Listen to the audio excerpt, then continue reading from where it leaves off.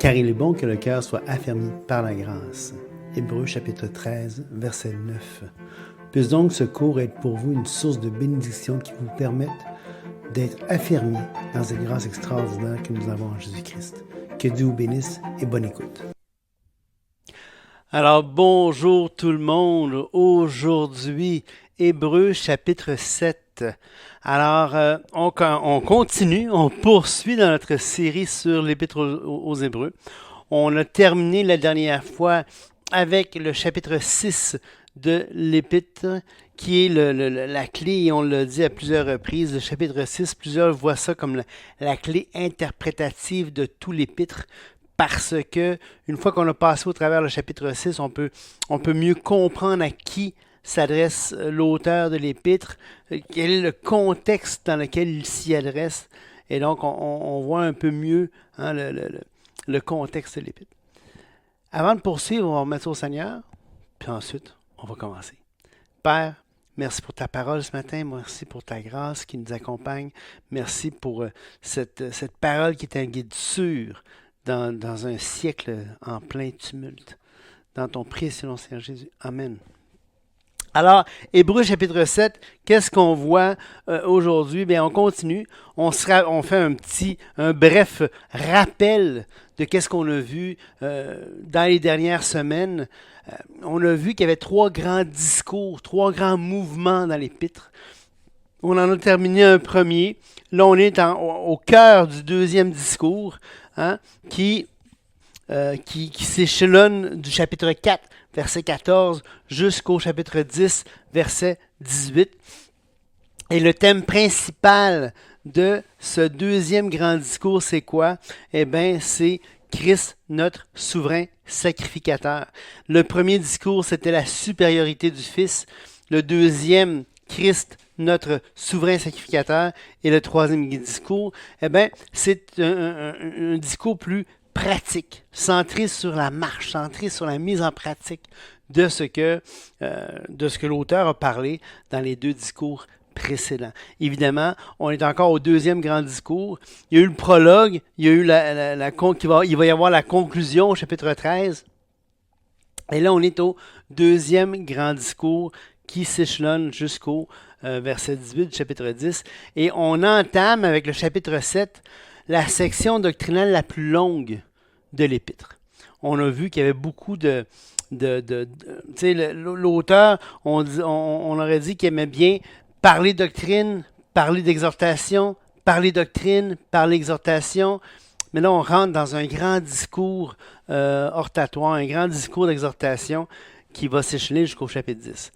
Et donc, dans ce deuxième grand discours, on a vu la première partie qui terminait la dernière fois avec le verset 20 du chapitre 6, avec ce retour sur la personne de Melchisédek, ce bref rappel du psaume 110 que l'auteur a parlé. Et donc, au chapitre 7, il veut vraiment mettre encore plus d'emphase sur l'importance du sacerdoce melchisédékien et le fait que Christ appartient à ce sacerdoce-là. Donc, et c'est ce qu'il va faire du chapitre 7, verset 1 au chapitre 7, verset 28. Donc, tout le chapitre 7 nous parle de cette réalité-là du sacerdoce de Christ. Et donc, Christ est notre souverain sacrificateur, chapitre 7, 1 à 28. Et le chapitre va lui-même se diviser en trois parties. On dirait que l'auteur aimait bien y aller par trois, mais en même temps, on se le rappelle, quand on étudie l'Écriture, quand on étudie tout ça, ces genres de divisions-là, c'est très personnel à l'étudiant, à celui qui va faire l'exégèse. J'ai plusieurs commentaires. J'ai lu le très bon commentaire de Dr. Fruchtenbaum. J'ai lu d'autres commentateurs sur l'Épître. Certains vont diviser encore en 3, en 4, en 2, peu importe. L'idée, c'est de bien articuler le texte pour que, à la lumière des parties, à la lumière de l'ensemble, à la lumière de ces articulations qu'on peut discerner, on puisse encore mieux comprendre les parties et, de par ces parties-là, les détails plus précis de l'épître. Et c'est ça, hein, l'exégèse, c'est ça l'herméneutique, faire de l'herméneutique, c'est comprendre ce que le texte dit, comprendre ce que le texte enseigne et tirer, hein, un peu comme un excavateur, un peu comme quelqu'un qui cherche l'or, comment on appelle ça, un prospecteur, merci Julie, un prospecteur qui va essayer de trouver de l'or. Vous savez, ça ne sert à rien à un prospecteur de se promener avec son sac d'or, de jeter les pépites, puis de faire le tour après pour les ramasser. C'est ça, l'exégèse. Tu sais. L'exégèse, c'est tu y vas avec ta panne, tu es dans ton ruisseau. Je n'ai jamais fait ça, j'imagine, par les films que j'ai vus. Il est là, il frotte, hein, il se met dans le courant parce qu'à cause de la masse molaire de l'or, la masse de l'or qui est plus lourde, tu sais, il se met à certains coins, certains endroits du ruisseau qui sont plus propices. Il va creuser dans le sable, il va racler et tranquillement, il va ramasser petite pépite après petite pépite. Mais les Écritures, c'est un peu ça. Hein. Ça ne sert à rien d'imposer nos idées aux Écritures. Il faut aller chercher ce que l'Écriture enseigne. Donc, le chapitre se divise en trois. Le chapitre se divise en trois. Le roi sacrificateur, versets 1 à 10, c'est ce qu'on regarde aujourd'hui. Ensuite, on va voir le sacerdoce éternel en deuxièmement. Aujourd'hui, on va se concentrer sur les 10 premiers versets. Ensuite, on va y aller pour la deuxième partie. Puis, peut-être que la prochaine fois, on va voir la deuxième et la troisième partie. On verra. Le roi sacrificateur. Donc, évidemment, de qui on parle ici, on voudrait passer tout de suite à parler de Jésus, hein, à parler du Messie. Ça serait tentant, mais le texte, encore là, on ne veut pas imposer au texte nos idées. On va aller chercher du texte ce qu'il a à dire. C'est ça l'exégèse. Hein? Exégèse. Vous avez déjà vu, surtout au Québec ou en Amérique ou peu importe, je me souviens plus en France s'il y a Exit ou il y a sortie à la sortie des magasins ou tout ça. Je me rappelle plus quand j'étais en France que c'est ce que c'était, mais peu importe. Exit. Hein, vous savez, le symbole de sortie, le EX veut dire extérieur, le mot le dit dans le mot extérieur. Alors quand tu sors de quelque chose, EX, le préfixe veut dire sortir. Exégèse, tu veux aller ressortir du texte ce qu'il a à dire. L'expression eiségèse, le préfixe EIS en grec qui veut dire rentrer dedans ou rentrer à l'intérieur. Tu ne veux pas faire l'exégèse, tu ne veux pas imposer au texte tes idées théologiques. Et malheureusement, on a trop tendance à le faire, moi le premier, et c'est pour ça qu'on doit s'assurer de garder un minimum d'objectivité. Et c'est possible d'être objectif. On ne peut pas se débarrasser de nos biais psychologiques nécessairement. Par contre, on peut dire, écoute, j'essaie de les reconnaître nos préférences théologiques, et les admettre. Et dire, écoute, ça, moi, je préférerais ça, mais c'est pas ce que le texte dit. Et je dois me soumettre à ce que le texte dit, évidemment. OK, donc, le roi sacrificateur, de qui on parle? On parle de ce Melchisédek. Donc, c'est un pivot important. On l'a vu, le pivot important à la fin du chapitre 6. Je l'ai mentionné. L'auteur va rappeler le psaume 110. Le psaume 110 qui prend une importance capitale dans la compréhension du chapitre 7. Et là, qu'est-ce qu'il dit dans le psaume, dans le verset 20 du chapitre 6, il va dire « Là où Jésus est entré comme notre précurseur, ayant été fait souverain sacrificateur pour toujours, selon l'ordre de Melchisédek. » Alors ça, c'était la transition de l'auteur pour passer à son prochain thème, qui était ce Melchisédek. Et c'est à partir de ce moment-là qu'on commence à voir ce personnage, ce Melchisédek. Donc, par ça, l'auteur va introduire le chapitre 7. Et pour comprendre le chapitre 7, on doit comprendre le psaume 110 parce que c'est là que l'auteur va aller puiser ces informations pour donner un sens au récit de la Genèse. Parce que c'est dans le récit de la Genèse qu'il va aller puiser son illustration de Melchisédek. Mais il va aller puiser ça dans la Genèse à la lumière de l'interprétation donnée par le psaume 110. Alors voici ce que ça dit. L'Éternel a dit à mon Seigneur, assieds-toi à ma droite jusqu'à ce que je mette tes ennemis pour le marchepied de tes pieds. L'Éternel enverra de Sion la verge de ta force, domine au milieu de tes ennemis. Ton peuple sera un peuple de franche volonté au jour de ta puissance en sainte magnificence. Du sein de l'aurore te viendra la rosée de ta jeunesse.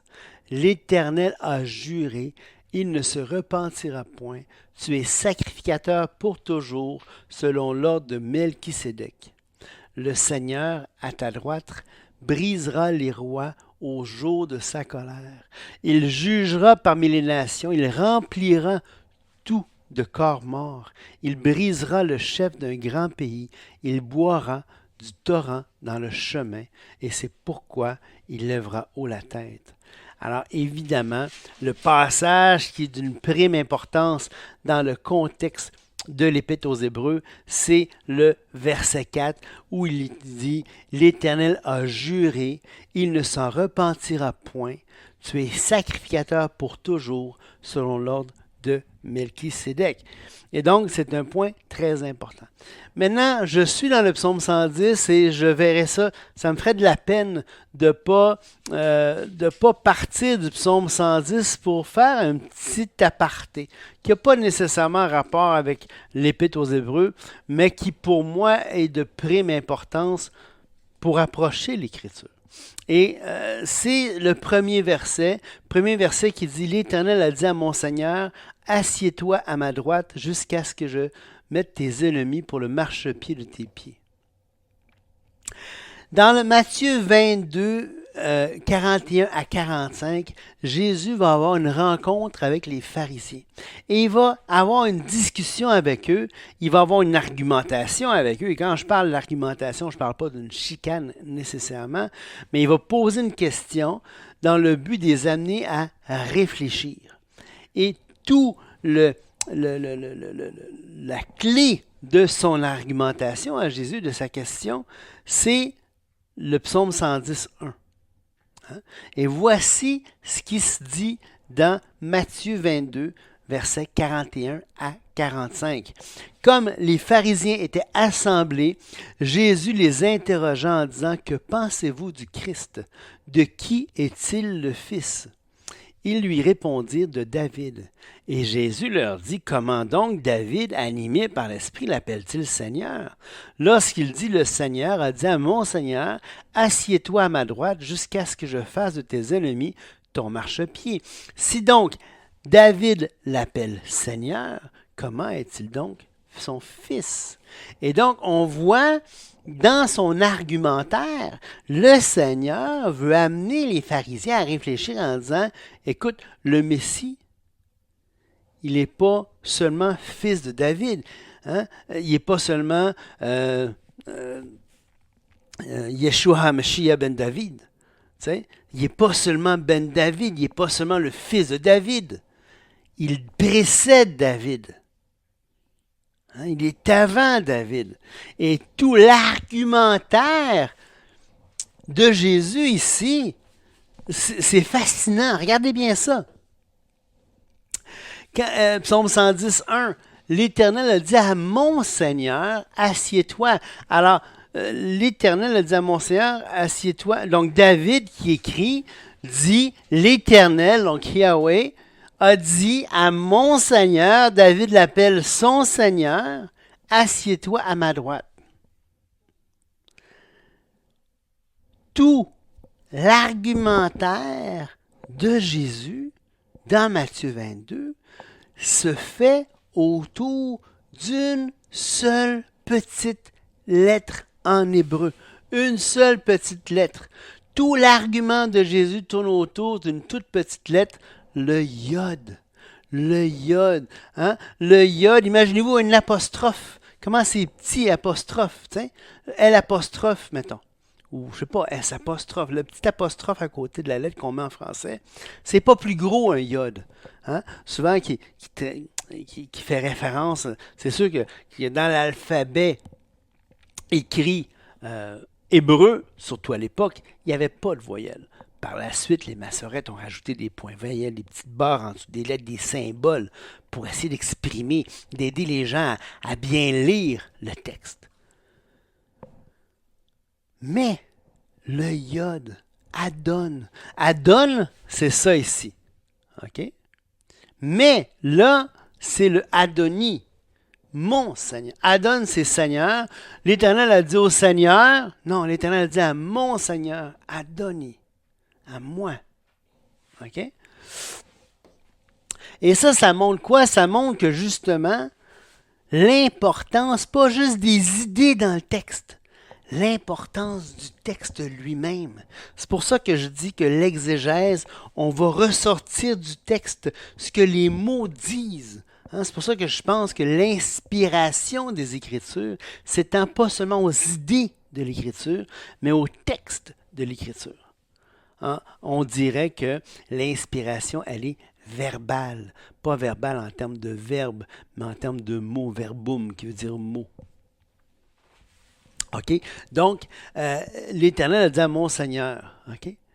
Maintenant, dans le psaume 110, et on revient, on quitte l'aparté, on revient à notre sujet principal. Plusieurs personnages peuplent le psaume 110. On a évidemment Yahweh, l'Éternel. On a déjà le narrateur qui raconte cette histoire-là. Probablement David, c'est attribué à David. En tout cas, Jésus dit que c'est David qui est le narrateur. Mais c'est aussi David. Psaume de David, je pense qu'il est écrit aussi en entrée de jeu dans le psaume. Donc David est mentionné. Le narrateur, c'est un psaume de David, donc c'est David le narrateur. C'est lui-même le narrateur. Il y a Yahweh, versets 1, 2 et 4. Il y a Adonai, versets 1 et 5. Et il y a Melchisédek au verset 4. Ces 5 personnages peuplent le psaume. Et dans le contexte de l'hébreu, de l'épître aux Hébreux, évidemment, tous ces personnages-là prennent leur importance. En plus, dans l'épître aux Hébreux, on voit un 6e personnage d'importance qui est Abraham. Donc, si j'avais le temps, j'aimerais bien passer au travers le psaume 110 pour le voir avec vous. Malheureusement, on va passer outre. Par contre, tenez en compte qu'on a lu du psaume 110. Tenez en compte ces personnages qu'on a vus dans le psaume. Puis quand je dis personnages, il ne faut pas voir ça comme si je dénigre. Hein? C'est un psaume qui raconte une histoire.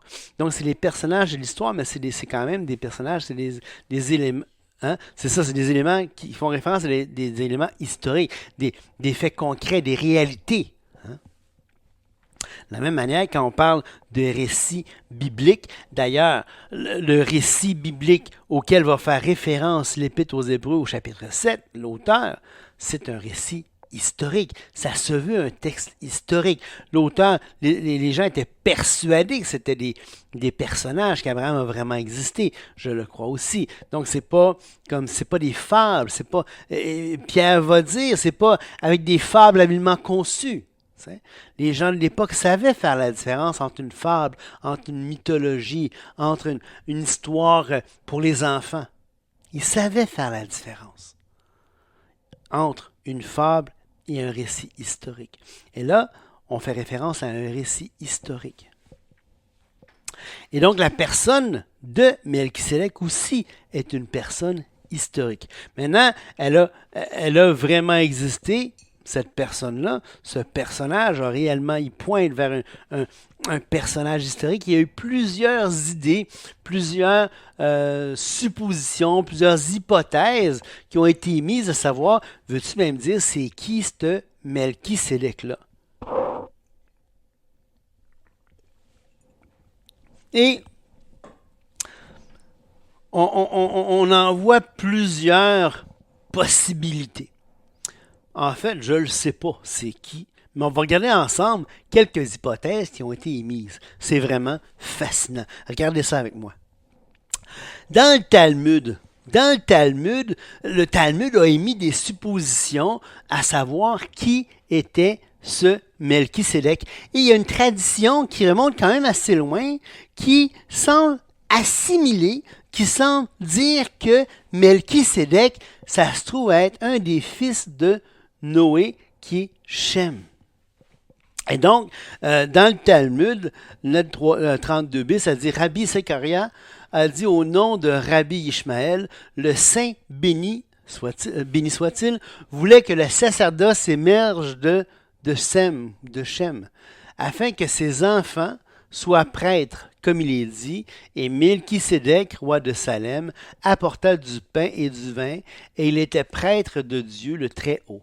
Genèse 14, 18.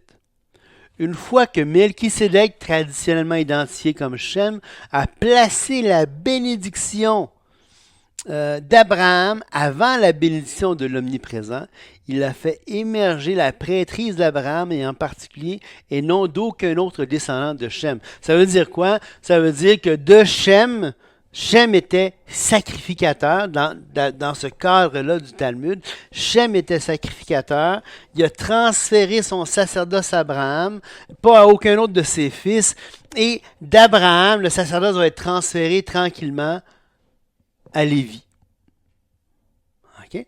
Donc, dans cette conception-là, dans cette tradition-là, on voit que le Talmud va assimiler, va dire que, écoute, Melchisédek, c'est qui? Ben, c'est Shem. Donc, c'est fascinant. C'est pas la seule souche traditionnelle. C'est pas la seule idée. C'est pas la seule hypothèse qu'on va rencontrer dans les textes du Second Temple avant et aussi dans les textes plus tard comme le Talmud.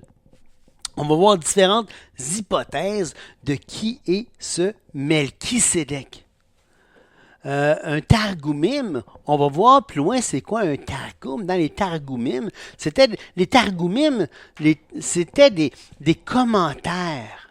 Un peu des commentaires qui étaient parfois un peu tirés par les cheveux. On lirait ça aujourd'hui, probablement qu'en tant qu'occidentaux, très carrés, très pointilleux, dans tout le contexte de la culture plus scientifique, ça nous satisferait peut-être pas. Quand vous lisez les Targums, il y en a plusieurs en ligne qui sont disponibles. C'est très fascinant. Je vous encourage à les lire. Ça nous donne une bonne idée du contexte juif qui a découlé de l'époque biblique. Je vous encourage à lire aussi des textes d'avant, ce qu'on appelle la littérature du Deuxième Temple, de l'intertestamentaire. Je vous encourage à lire ça, avant et après. Évidemment, les Targumim, ça chevauche un peu cette époque-là. Grosso modo, ça se poursuit un peu après le début de l'ère chrétienne, mais en tout cas. Ici, on a le Targum de Pseudo-Jonathan sur Genèse 14-18. J'ai écrit 1-18 ici, c'est Genèse 14-18, qui va dire « Et Malka Tzadika, Melchisédek », c'est la même personne, vous voyez les deux mots qui se ressemblent, Malka Tzadika, Melchisédek, même personne, on parle de Melchisédek ici, qui était Shem bar Noah. Shem bar Noah, Shem fils de Noah, le roi de Jérusalem, de Jérusalem, sortit à la rencontre d'Abraham et lui apporta du pain et du vin, et pendant ce temps, il a exercé son ministère devant Elohayama, devant Dieu. Un autre souche qui suit un peu le Talmud, là, qui fait écho au Talmud. Je n'arrive pas à me souvenir si lequel précède. Je pense que Pseudo-Jonathan vient avant le Talmud, mais oui, pas mal sûr que oui. Donc, Shem bar Noah, fils de Noah.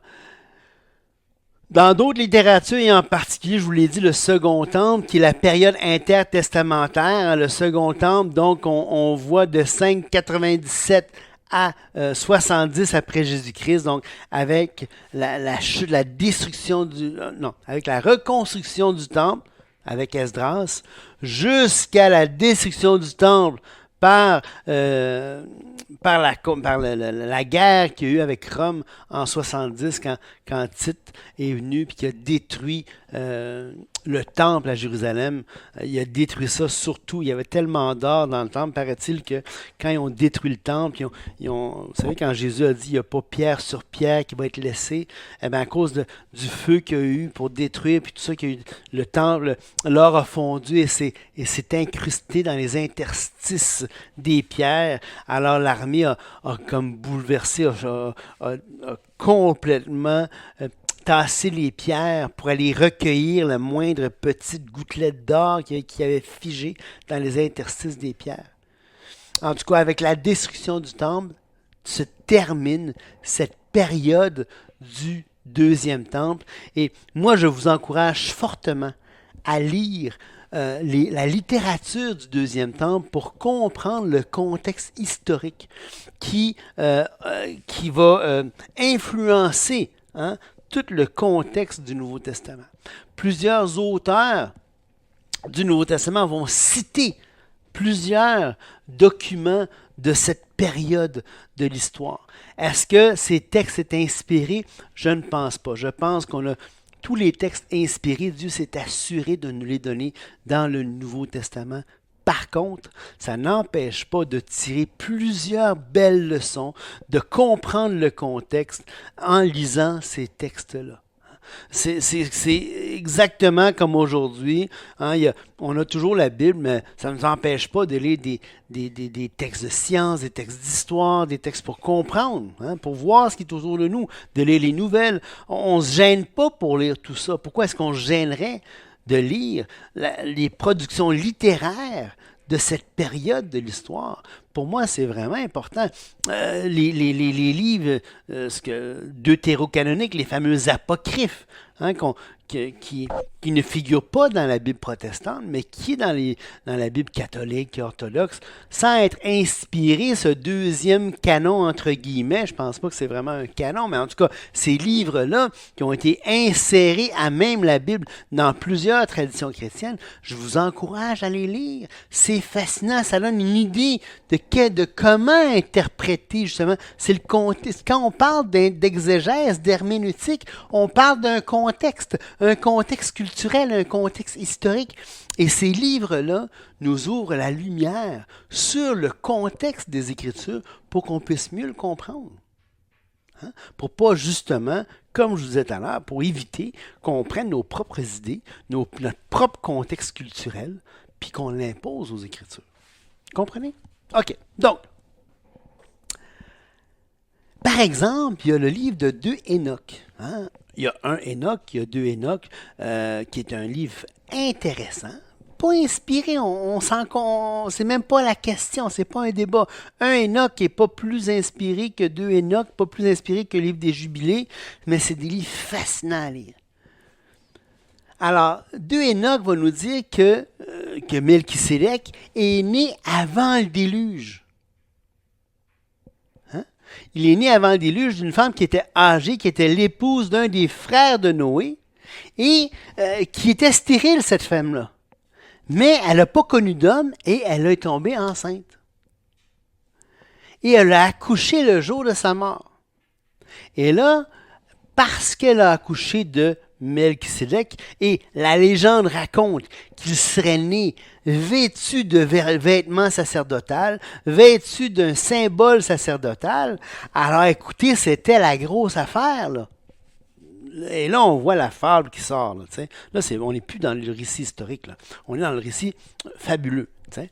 Et là, qu'est-ce qui s'est passé? C'est que Nir, qui était le frère de Noé, le mari de la femme qui tombe enceinte, qui était stérile, qui avait jamais eu d'enfant, une femme âgée en plus, Nir va se faire avertir par un être angélique que l'enfant serait amené en Éden, donc dans le jardin d'Éden, dans une genre de bulle protectrice. Il va être amené au jardin d'Éden pour le protéger du déluge qui s'en vient sur le monde. Et c'est comme ça que ce seul être, à part Noé et ses enfants, le seul qui va être protégé du déluge, dans le contexte de 2 Enoch, c'est Melchisédek. Et Melchisédek, lui, il va passer de l'autre côté du déluge par cette protection divine et il va finir par rencontrer Abraham. Voyez-vous comment c'est fascinant hein, quand on lit ces histoires-là, ces idées-là, ça nous donne plein d'idées hein, sur qui peut être Melchisédek. Mais en définitive, on ne sait pas vraiment qui est. C'est un roi, hein, c'est un sacrificateur. Ça, jusque-là, on le sait puis on est d'accord. Donc, le but de l'auteur dans Hébreux 7 est donc d'établir la nature du sacerdoce de Jésus et de prouver que bibliquement et théologiquement, qu'il est supérieur à l'ordre lévitique. Donc, deux buts. Il veut démontrer que bibliquement, théologiquement, le sacerdoce de Melchisédek est supérieur au sacerdoce lévitique. Pourquoi est-ce qu'il veut démontrer ça? Parce qu'il veut démontrer que Jésus a un sacerdoce plus grand que Lévi. Et pourquoi? Et on va le voir un peu plus loin, c'est que, rappelez-vous, je parlais avec quelqu'un hier, un de mes bons amis, qui me disait, mais Patrice, je me suis souvent posé la question, Jésus est de Juda, comment peut-il être sacrificateur? Et il avait trouvé la réponse. Il me l'a dit hier, vraiment intéressant. Il a dit, mais dans le fond, c'est parce qu'il est d'après le sacerdoce de Melchisédek. Exactement. Hein? Il n'est pas d'après le sacerdoce lévitique, parce que le sacerdoce lévitique, il fallait que tu puisses démontrer ta généalogie et que tu descendes de Lévi. OK? Ce qui n'était pas manifestement pas le cas pour Jésus. Il est de la tribu de Juda. Le sceptre ne s'éloigne pas de la tribu de Juda. Pas le sacerdoce. Par contre, Jésus est prêtre ou sacrificateur d'après Melchisédek. Et c'est ce que l'auteur veut démontrer ici, dans le chapitre 7. Donc, maintenant, on va parler, je vous ai parlé un petit peu des Targums, et là, on va parler de Midrash. Un Midrash, c'est une méthode d'interprétation qui utilise des mots-clés pour établir des liens entre des passages bibliques et entre différents passages bibliques. Un peu comme je disais tout à l'heure pour les Targums, l'exégèse ou l'interprétation quand on les lit avec nos yeux du 20e siècle, des fois c'est un petit peu tiré par les cheveux.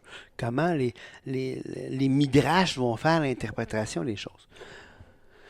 Il y avait deux sortes de midrash, deux sortes d'approche du texte. Il y avait une midrash qui était plus d'interprétation et une midrash qui était plus, un midrash, c'est masculin, un midrash qui était plus homilétique.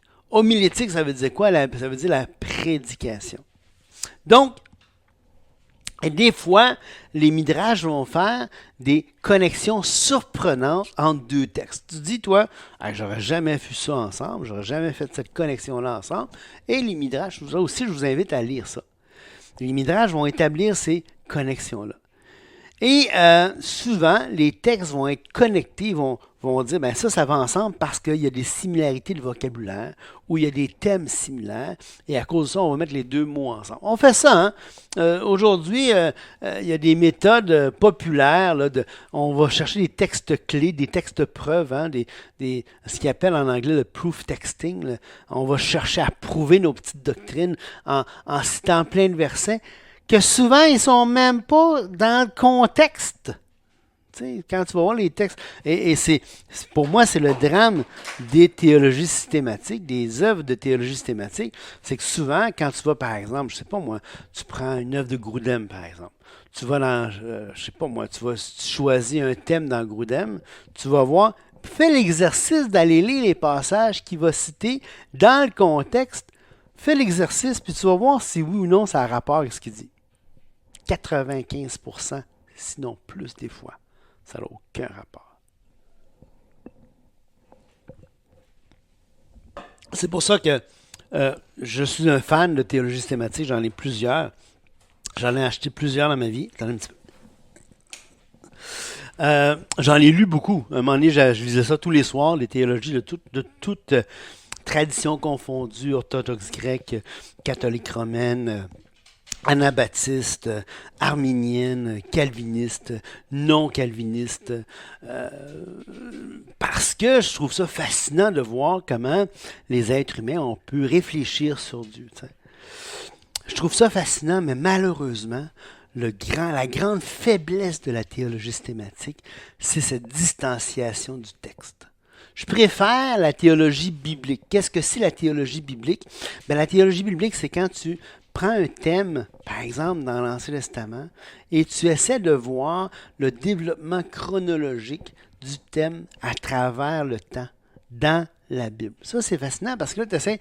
En tout cas, souvent, tu respectes plus le contexte. Mais de toute façon, dans tous les cas, et quand on fait de la théologie systématique ou de la théologie biblique, restons dans le contexte pour l'amour. Si Dieu a pris la peine de nous écrire ça dans ce format-là, ben respectons comment il l'a fait. Donc, la présentation de Melchisédek dans le chapitre 7, 1 à 10, prend la forme d'un midrash homilétique, dans lequel l'exposition de l'Écriture détermine la structure de l'argument. Ici, on voit 5 caractéristiques d'un midrash homilétique. Premièrement, le point de départ doit être l'interprétation d'un texte de l'Ancien Testament. Évidemment, on est dans le Tanakh. Le Tanakh qui est notre Ancien Testament, qui est la Bible hébraïque, le Tanakh, l'Ancien Testament juif. Donc, évidemment, ça part d'un texte de l'Ancien Testament, ça ne partira pas d'un texte du Nouveau Testament, les midrash comme tels. Ensuite, ça a un caractère homilétique. Donc, c'est dans le cadre d'une prédication. Et on se comprend que dans le cadre d'une prédication, l'interprétation des textes, un peu comme comment je me lamentais tantôt sur les théologies systématiques, trop souvent, dans les prédications, le prédicateur va prendre une illustration passée d'un texte parce que ça ressemble au sujet qu'il veut traiter. Il va prendre ce passage-là, il va en faire une application. Ce n'est pas l'interprétation du texte, mais il va en faire une application plus ou moins lousse du texte pour confirmer ou pour appuyer ce qu'il y a à dire. Et on voit beaucoup ça dans les midrash homilétiques. Et l'écrivain, un autre aspect du midrash homilétique, c'est qu'il va être très attentif aux détails du texte. On va le voir tout à l'heure. Dans le chapitre 7, l'auteur va porter un détail, va porter une attention particulière à l'étymologie du nom de Melchisédek et de la ville sur laquelle il règne. Le texte est adapté à une situation actuelle de l'interprétation, donc il y a une application présente habituellement dans un midrash homilétique, et le point d'intérêt est le récit narratif, pas seulement les personnages. Ça veut dire qu'il va avoir un intérêt dans qu'est-ce qui se passe dans le récit, dans l'histoire. Okay? L'action de l'histoire est importante. Okay? Donc, Hébreux 7 approche le texte de la Genèse à la manière d'un midrash homilétique. C'est ce que s'entendent plusieurs commentateurs que j'ai pu lire, puis j'en conviens. Je pense qu'une fois que j'ai pu lire les différents points que ces experts-là apportaient, ben, j'en conviens. Ça ressemble vraiment à ça. Le sacerdoce de Melchisédek, donc, est supérieur au sacerdoce lévitique. C'est ce que veut démontrer l'auteur de Hébreux 7. Parce qu'il était le roi de justice. Donc, Melchisédek, Milka-Tsadok, on l'a vu tout à l'heure dans le Targumim qu'on a vu, était roi de justice. Melchisédek, Tzadek, qui veut dire juste. Roi, juste. Parce qu'il n'a pas de généalogie et Abraham lui a donné la dîme. Donc, pas de généalogie. Le texte ne le dit pas. Mais on ne rencontre pas la généalogie. Il ne nous dit pas. Le texte, il est fils d'un tel. Donc, l'auteur de l'épître, un peu à la manière d'un midrash, va prendre ce détail-là et va en tirer une conclusion pour expliciter ça à ses lecteurs. Ce qu'il va dire est vrai. OK? Mais c'est une application qu'il va faire. Dans ce cas-ci, elle est inspirée des Écritures, inspirée du Saint-Esprit. Parce qu'il n'a pas de généalogie et qu'il a donné la dîme à Abraham. Parce qu'il a un sacerdoce éternel supérieur à Lévi, car Lévi était présent en Abraham quand il a donné la dîme à Melchisédek. Ça, c'est le résumé du chapitre 7, de cette portion-là qu'on étudie aujourd'hui. Et donc, à cause de ça, il va tirer la conclusion, l'auteur, que Melchisédek est supérieur à Abraham, et donc, ceux qui ont le sacerdoce melchisédékien sont supérieurs à ceux qui ont le sacerdoce lévitique. OK? Il y a deux éléments principaux qu'on voit ici. Il y a la bénédiction que Melchisédek va donner à Abraham, et l'idée c'est que c'est un supérieur qui bénit un inférieur. Et il y a la dîme que va donner Abraham à Melchisédek, qui prend une importance capitale dans le développement de l'interprétation qu'en fait l'auteur des Hébreux. D'ailleurs, il va en parler beaucoup. Il va en parler souvent dans le chapitre 7, verset 4, verset 5, verset 6, verset 8, verset 9, deux fois au verset 9. Il va dire, écoute, il a donné la dîme, tu comprends-tu? Il a donné la dîme. C'est important qu'il a donné la dîme.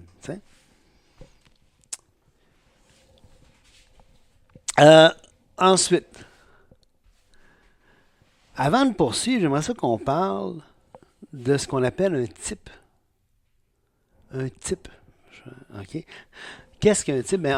La typologie, c'est la science qui étudie les types. Un type, c'est un symbole prophétique. D'ailleurs, je pense que je le vois ici. Je donne une définition. Oui, c'est ça. Quels sont les types? Les types sont les symboles prophétiques que l'on retrouve dans l'Ancien Testament. Dieu a fait chevaucher, on pourrait dire que Dieu a fait chevaucher une signification prophétique à un événement, à une chose ou à une personne. Une signification prophétique. Et donc, c'est un symbole qui anticipe, qui pointe vers le futur. Et il y a plusieurs caractéristiques à des types. En voici quelques-unes de ces caractéristiques-là. Pour qu'on puisse considérer un type comme un type, qu'est-ce qu'on voit? On voit premièrement qu'il doit y avoir une ressemblance. Une ressemblance entre le type et ce qu'on appelle l'antitype. Le type, c'est ce qu'on voit dans l'Ancien Testament. L'antitype, c'est ce qu'on voit dans le Nouveau Testament. Donc, c'est comme l'ombre des choses. Ce qui projette l'ombre, c'est ce qu'on retrouve dans le Nouveau. Et l'ombre comme telle, c'est ce qu'on retrouve dans l'Ancien. Okay? C'est l'idée un petit peu derrière la typologie. Ensuite de ça, la réalité historique du type et de l'antitype. Ça veut dire quoi? Ça veut dire que le type et l'antitype sont tous deux des réalités historiques. Ça veut dire que Melchisédek a existé, Christ a existé. Il y a préfiguration, ça veut dire que le type va préfigurer, va anticiper quelque chose du Nouveau Testament. L'antitype va être supérieur au type, donc Christ est supérieur à Melchisédek. Et il y a un dessein divin. Ça veut dire que Dieu a voulu faire chevaucher ce sens-là sur le texte du Nouveau Testament. Et moi, j'ajouterais un sixième élément. Mais remarquez bien, il n'y a pas de consensus. Il y a des œuvres de typologie, il y a des œuvres qui expliquent la typologie. Écoutez, j'en ai vu de toutes les couleurs. Pour certains, tout est sujet à type. C'est peu importe ce que tu vois. D'ailleurs, beaucoup de rabbins étaient friands de ça. Par exemple, Bereshit bara Elohim, la première phrase de la Genèse en hébreu, le Bereshit, parce que le B est ouvert sur le suite, ça dit que le bet typifie le commencement, symbolise le commencement. Bon, là, c'était pas la typologie comme telle, mais c'était du symbolisme. Tandis que certains vont dire, oui, mais là, ils vont agrandir la signification symbolique de tout ce qu'on trouve dans l'Ancien pour faire de la typologie avec tout ce qu'on trouve. Écoutez, moi, je suis pas là, en tout cas. Moi, je ne suis pas là, je me garde une petite gêne, comme je dis. Écoute, si le Saint-Esprit n'a pas dit que telle affaire était un type, je prends pour acquis que c'est un type. Il peut y avoir des ressemblances. On peut faire des applications en homilétique, dans une prédication. On peut faire écoutez, je ne pense pas n'avoir fait là, dans ma vie de ce genre d'application typologique-là. De mémoire, je ne me souviens jamais avoir fait ça.